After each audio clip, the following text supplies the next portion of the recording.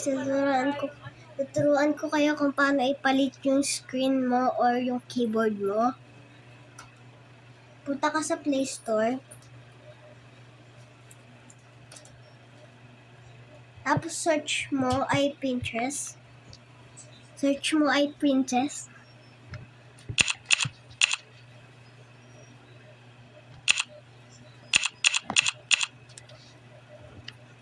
Yan. Ito yung nasa taas. Pindutin mo open.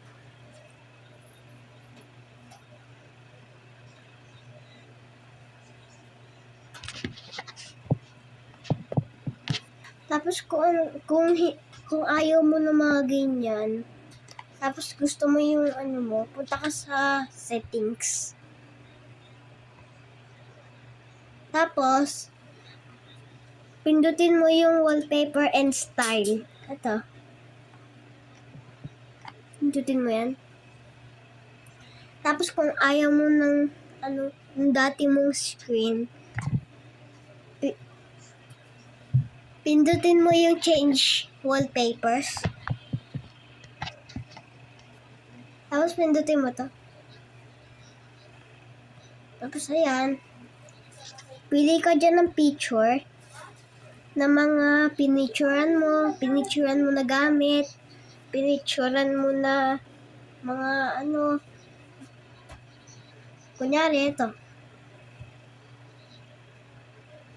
Basta. Kunyari, ganyan. Tapos, papalitan mo yan. Ipindot ka dyan kung anong gusto mo. Tapos, pag may napili ka ng dalawa, pindutin mo yung done.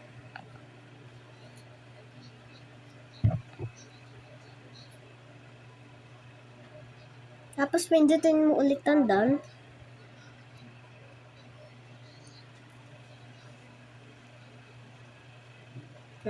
Okay na. Ganyan na siya. Tapos yung keyboard naman, punta ka sa Play Store. Tapos,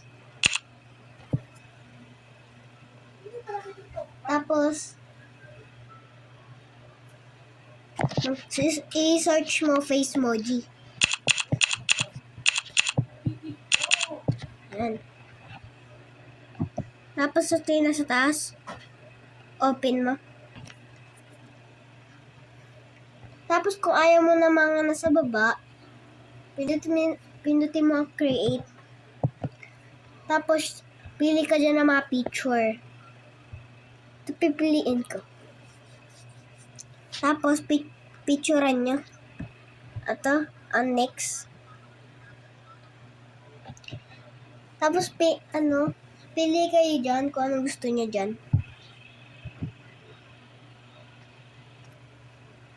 Yan.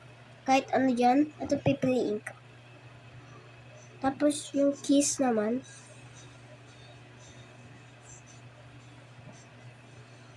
Pindutin mo ito. Kung ayaw mo na parang yung may mga box.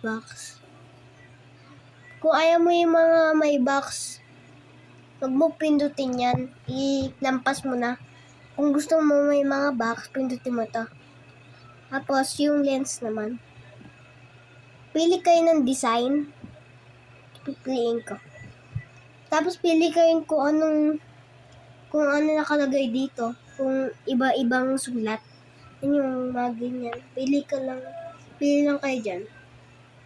Ito pipiliin ko.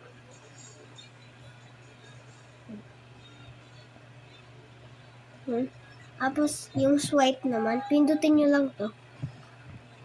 Tapos, yung effects naman, pili ulit kayo ng design. Tapos, yung sounds naman, kung ayaw mo yan yung mga nasa harap, pindutin mo ito yung nasa harap. Yan. Mas satisfying pa. Tapos, pag gusto mo, i-save mo. Tapos, use it. So, okay na ang keyboard nyo. Bye, guys!